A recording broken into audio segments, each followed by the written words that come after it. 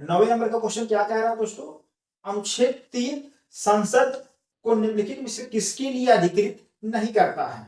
तो बताना है अनुच्छेद 3 आर्टिकल 3 से रिलेटेड प्रश्न है। अनुच्छेद 3 संसद को निम्नलिखित में से किसके लिए अधिकृत नहीं करता, मतलब संसद को जो कानून बनाने के लिए अधिकृत नहीं करता, ये आपको बताना है दोस्तों। ठीक है, पार्लियामेंट। तो ऑप्शन दिया है किसी राज्य के क्षेत्रफल में परिवर्तन, किसी राज्य के नाम में परिवर्तन, किसी भी राज्य की सीमा में परिवर्तन, नए राज्यों को भारतीय संघ में शामिल करना। तो पता है दोस्तों, कह रहा है अनुच्छेद 3 संसद को निम्नलिखित में से किसके लिए अधिकृत नहीं करता, ऑथोराइज्ड नहीं करता। तो संविधान देखेंगे, भारतीय संविधान का अनुच्छेद 3 जो है संसद को किस विषय में कानून बनाने के लिए अधिकृत नहीं करता है। तो यहाँ पर देखेंगे डी ऑप्शन करेक्ट हो जाएगा, नए राज्य को भारत संघ में शामिल करना।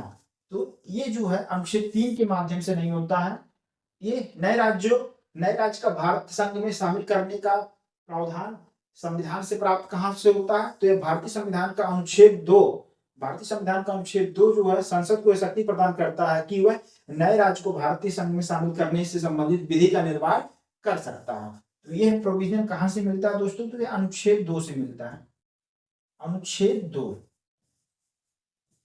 ठीक है, ये आपको ध्यान में रखना। अनुच्छेद 2 में जो है प्रोविजन दिया गया है, संसद जो है कानून के माध्यम से जो है नए राज्य को भारत संघ में क्या है शामिल कर सकती है। ठीक है, भारतीय संविधान का अनुच्छेद 2 संसद को यह शक्ति प्रदान करता है कि वह नए राज्य को भारत संघ में शामिल करने के लिए विधि का निर्माण कर सकता है। ठीक है, ये चीज ध्यान में रखना। और यहाँ पर देखेंगे अनुच्छेद 3 से संबंधित ये आपको तीनों बातें ध्यान में रखना है।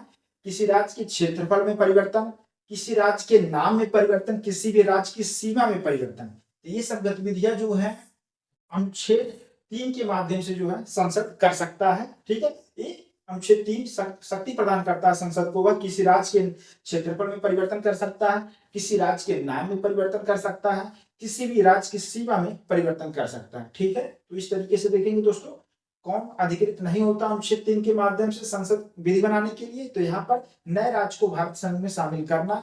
यह जो अनुच्छेद 2 जो है संसद को शक्ति प्रदान करता है कि वह नए राज्य को भारत संघ में शामिल करने का प्रावधान करने के लिए विधि का निर्माण कर सकता है। ठीक।